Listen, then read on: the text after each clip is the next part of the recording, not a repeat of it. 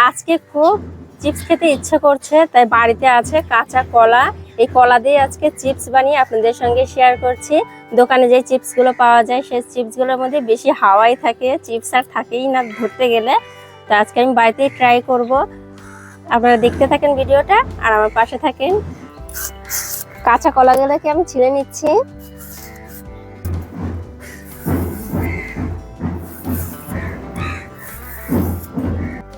তো বন্ধুরা, আমি সবগুলো কাঁচা কলা কিন্তু ছিলে নেব না, 5টা কলা দিয়ে কিন্তু অনেকগুলো চিপস হয়ে যাবে। আর এগুলো রেখে দেব।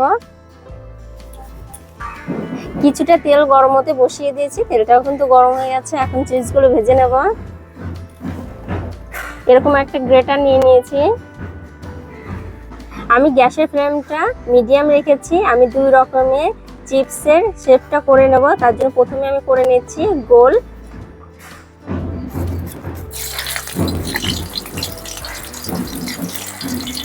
আর খেতে কিন্তু অসাধারণ লাগে, পাতলা পাতলা হয়, একদম মুচমুচে।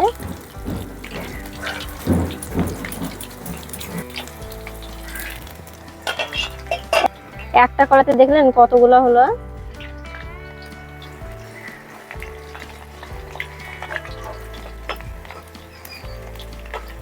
আপনারা কলার চিপস খেতে কে কে ভালোবাসেন আমাকে কিন্তু কমেন্টে জানাবেন। আর কিভাবে এই কলার চিপসটা আপনারা ভাজেন সেটাও কিন্তু কমেন্টে জানাবেন। আর আমার মতন একবার ভেজে দেখবেন, খুবই ভালো লাগে খেতে। কলার চিপসটা পারফেক্ট ভাজার পদ্ধতিটা আপনাদেরকে একটু বলে দিই। কলার চিপসটা যখন একটু হালকা কালার হয়ে যাবে তখন ছানটার মধ্যে উঠিয়ে একটু রেখে দিবেন, একটু মানে হাওয়া লাগিয়ে নেবেন।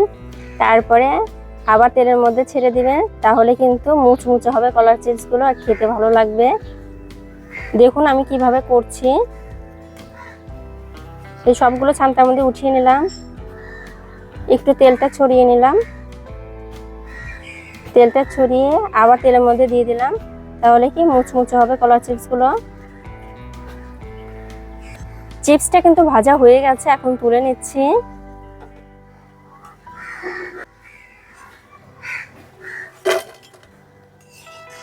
কতটা মুচমুচে হয়েছে, ঠান্ডাগুলো হলে কিন্তু আর একটু মুচমুচে হয়ে যাবে।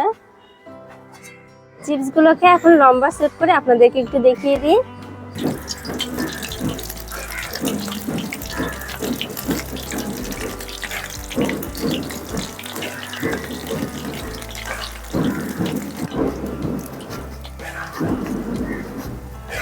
দেখেন বন্ধুরা কত সুন্দর করে হয়ে যাচ্ছে কলার চিপসগুলো। তো বন্ধুরা সবগুলো ভেজে আবার ফিরে আসছি। যাবেন না কিন্তু কোথাও, এখনো ফাইনাল টাচ বাকি আছে। সবগুলো কলার চিপস কিন্তু ভাজা হয়ে গেছে। এখন এর মধ্যে দিয়ে দিচ্ছি একটু মশলা দিলে পরে কিন্তু খেতে ভালো লাগবে। লবণ দিয়ে দিচ্ছি, একটু দিয়ে দিচ্ছি বিট লবণ, শুকনো লঙ্কার গুঁড়ো মিশিয়ে নেব।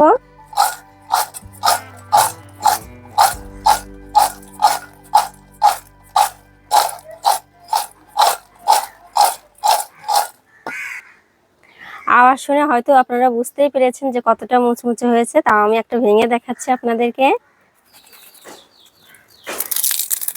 দেখলেন কতটা মুচমুচে হয়েছে। তা আমি একটা খেয়েও দেখি কেমন হয়েছে।